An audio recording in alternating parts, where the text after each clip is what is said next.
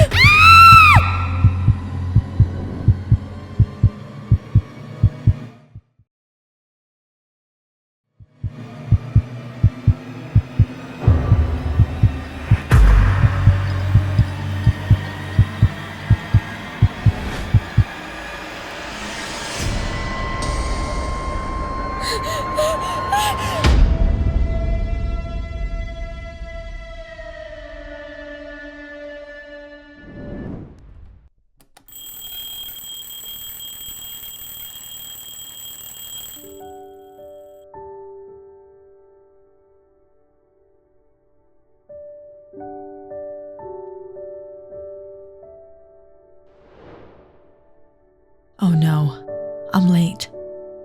Mr. Jenkins? To listen to your messages, press 1. Adeline, where are you? You were supposed to deliver the holiday today morning. I need you at the shop ASAP. To replay this message, press 1. Adeline hurried out of bed and got herself together. It was after a lot of struggle. She managed to get this job, designing souvenirs, mugs, and cards at a gift shop downtown. It wasn't the dream job, especially not after getting a degree in classical art. But with her degree, in an economy like this, she was lucky to even have a job at this point. Gathering all the holiday cards and portraits she had prepared, Adeline hurried to get to the gift shop.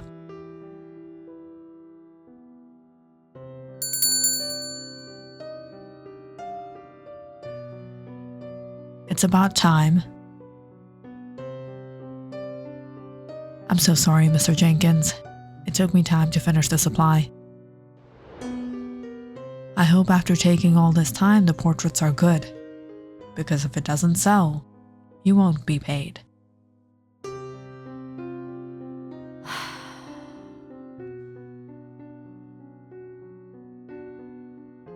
After a long day, Adeline took a break. She hadn't even had breakfast and went to the coffee shop across the street.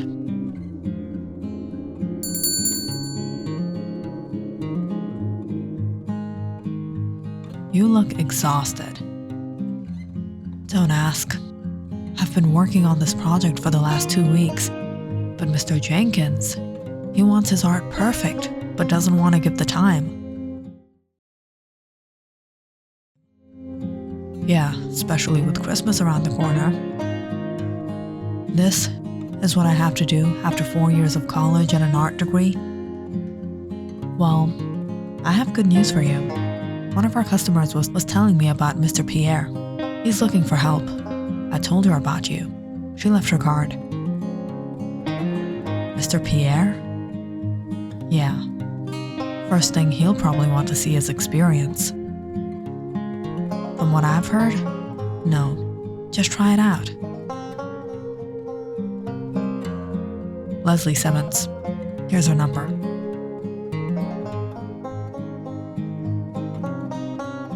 Keeping her hopes up, that weekend, Adeline booked herself an interview and was invited to the Pierre mansion.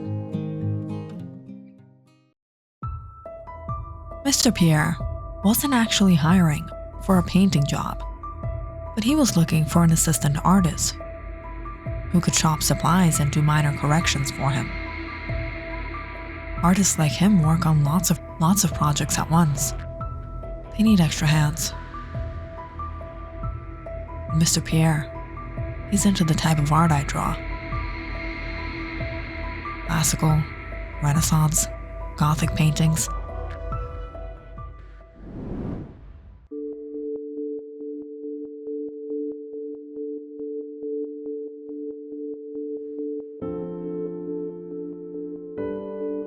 I really like your work.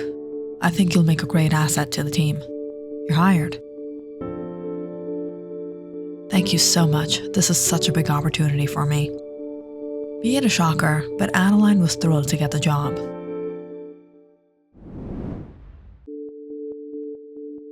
But what was even more thrilling was getting introduced to Oliver Pierre himself. Mr. Pierre, this is Adeline, your new assistant. She's very talented. Hello. Hi. It's so nice to meet you. Your artwork is amazing. Thank you. Leslie, you can show her around. Set her up.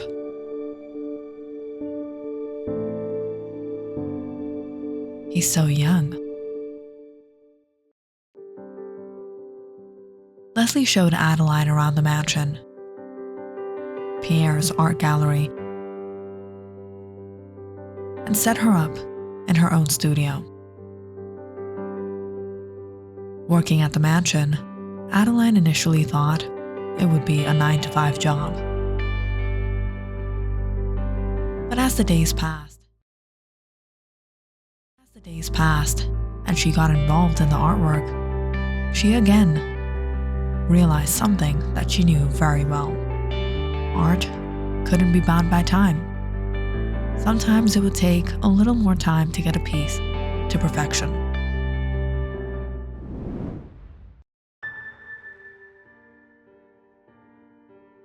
It's late. You haven't left? I wasn't finished with the piece. It'll just be a while longer. You're doing great. I'll tell the chauffeur to drop you off. Adeline watched as Oliver left. She couldn't help the attraction she felt towards him. His talent was extraordinary, and he seemed like a down-to-earth guy. But at the same time, there was also something that was strange about him. Rarely did Adeline actually get to work, let alone see Oliver. He usually kept to himself in his study. Adeline tried approaching him now and then, but Oliver always found his way around socializing with anyone.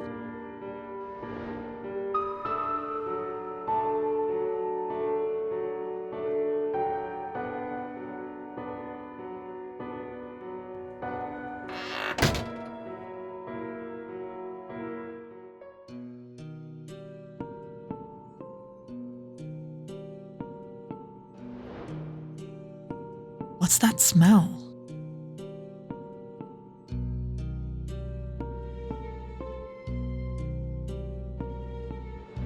This isn't possible.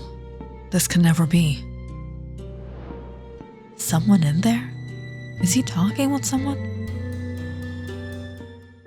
Adeline was more than curious about Oliver, so one evening, she asked Leslie, "Hey Leslie, so how long have you been working here?" "Almost 5 years. So you must know Oliver well." "You can say, kind of." "By the way, is he seeing someone? Does he have anyone in his life?" "Well, as long as I've known, he's always been alone." Turned out, even Leslie didn't know much about Oliver, but with a little research and prying, Adeline found out Oliver was from a rather humble background. He always had a passion for painting and moved to the city when he was 17.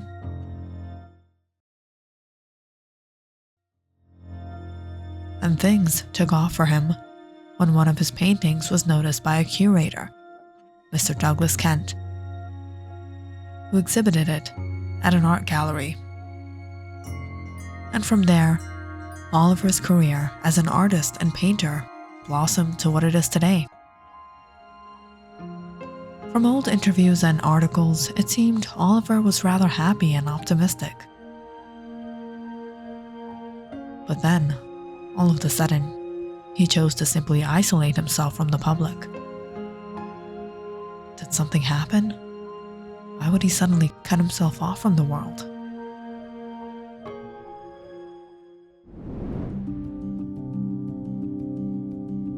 As Adeline continued to work for Oliver, her curiosity and fascination for him only grew. She would take every opportunity she got to learn more about him. About his art, about his passions.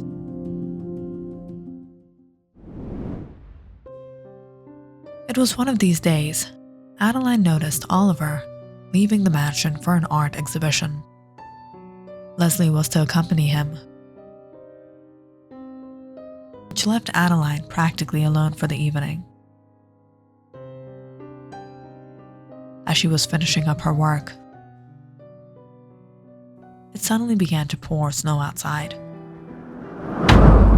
Heavy gusts of winds blew into the studio, throwing over her sketches.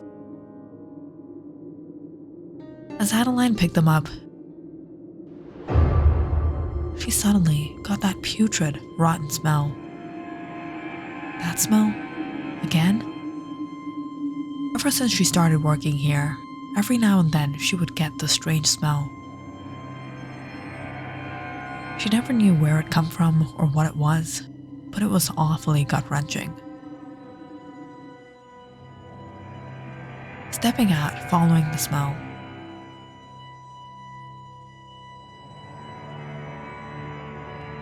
Adeline reached just outside Oliver's chamber.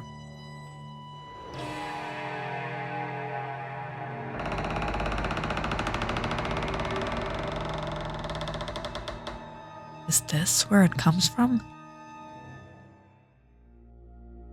Stepping inside, she found the studio neatly arranged. Everything was clean and tidy. Adeline stared at the painting. She had noticed him working on it for the past few weeks. Excited to take a look herself, Adeline hurried to it.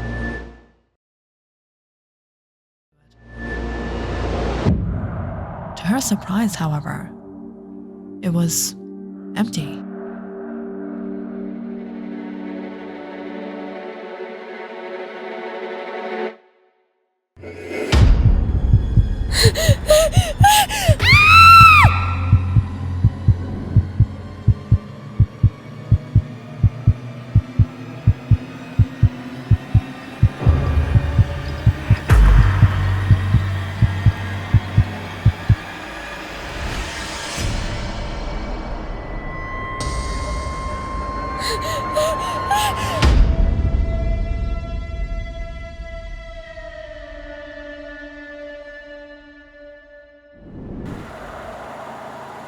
It was sometime around 10 that night.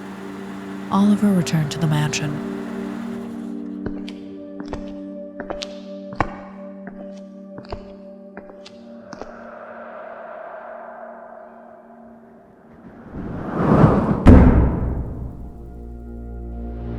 What was that?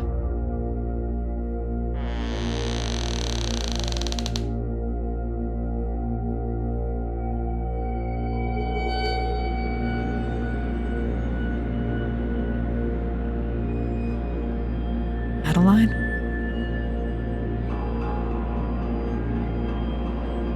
Oliver, finally, you've arrived. What are you doing here in this cold? We don't have to be apart anymore, Oliver. What are you talking about? We can be together.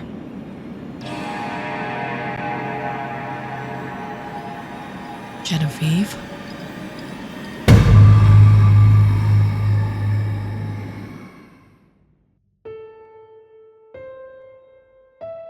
It was almost 7 years ago.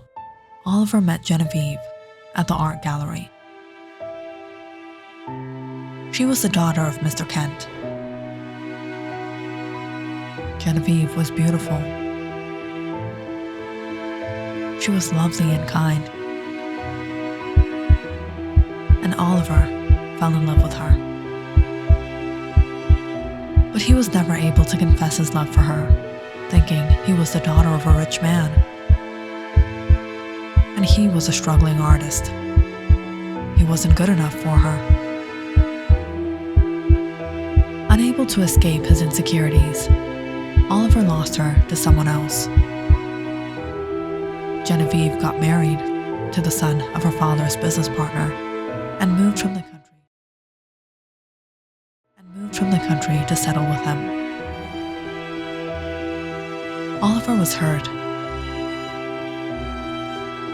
but the news he received only a year later shattered him more. Genevieve had passed away in a yacht accident. It was a difficult time for Oliver, but he tried to move on and focus on his passion. And in a matter of years, Oliver was able to establish himself as a renowned artist. Oliver always had a fascination with the mysterious Renaissance painter, Leonardo Caravaggio. It was one of these days, learning some of Caravaggio's old paintings were being auctioned. Oliver took the opportunity to purchase some of his lesser-known paintings. As Oliver was arranging the paintings in a study, one of them broke from its frame. He hurried to get hold of it, when he noticed something sticking out behind the painting. A scroll? Oliver couldn't read what was on it. It was some sort of unknown language. But he was intrigued by this discovery. Oliver spent days and nights trying to decipher the scroll. Caravaggio was into the dark arts? The scroll contained a ritual through which one could summon the spirit of the deceased through a painting of theirs. Reading the scrolls, Oliver was skeptic. Somewhere within himself, he wondered if it could really be. And it was out of his desperation, Oliver painted a portrait of Genevieve.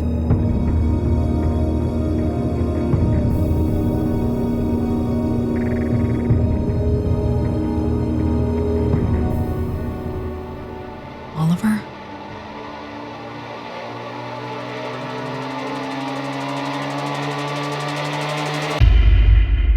Oliver was amazed hearing Genevieve's voice from the painting. Seeing her move, it was as if she were alive, but only in a picture. Where am I? You don't know? What happened with me? You're no more, Genevieve. You were on a yacht with your husband. You passed away in an accident. Then how am I here? How am I talking with you? Why am I trapped in here? I was able to summon you from the other side. I don't want to go back, Oliver. I want to live. I want to stay. You can. Hold my hand. Oliver stretched out his hand to Genevieve. But as she left the painting, Oliver was horrified by what he had done. He couldn't bear the stench. The rotting corpse of Genevieve as she stepped into the world of the living. Oliver let go of her in fear. And in an instant, Genevieve disappeared. Oliver was devastated. He didn't want to be with Genevieve like this. It was impossible. But what Oliver didn't know was that no one could resist the power of the dark arts. Although Oliver did not want to summon Genevieve, he found himself bringing her into this world again and again. Why do you leave me, Oliver? I don't want to go back. Genevieve, this isn't possible. We can't be together. And the more Oliver submitted himself to the dark arts, the more he isolated himself from everyone else. He was in a trance that he couldn't escape.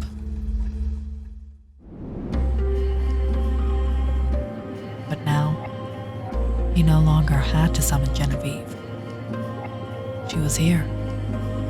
We can be together. You're...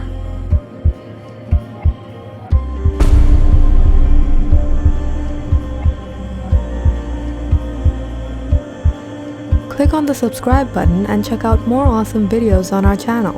And don't forget to press the bell icon because you know it's interesting.